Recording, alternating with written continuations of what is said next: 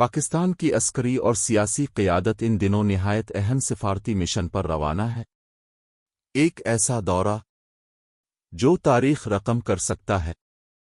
وزیر اعظم، وزیر خارجہ، وزیر داخلہ اور آرمی چیف یہ قیادت پہلے ترکی پہنچی، جہاں اہم ملاقاتیں اور دفاعی معاہدے ہوئے۔ ترکی نے پاکستان کو اپنے 5th جنریشن فائٹر پروجیکٹ میں شراکت دار بنا لیا ہے۔ بغیر پائلٹ لڑاکا طیارے اور جدید بحری جہاز، سب کچھ پاکستان کے لیے۔ اس کے بعد قافلہ ایران جا پہنچا، جہاں وزیر داخلہ محسن نقوی بھی شامل ہو گئے، اور ایران جیسے غیر اعلانیہ ایٹمی طاقت سے نئے تعلقات قائم ہوئے۔ ترکی، ایران، پاکستان اور چین ایک نیا اتحاد، جو بھارت کے گرد ایک دفاعی دائرہ قائم کر رہا ہے۔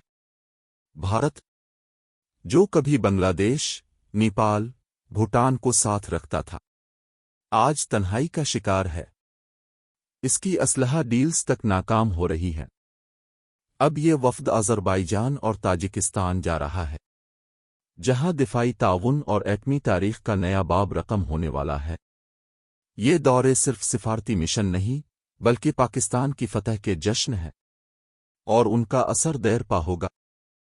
پاکستان نے ثابت کر دیا، اصل امن، اصل طاقت اور اصل قیادت کس کے پاس ہے۔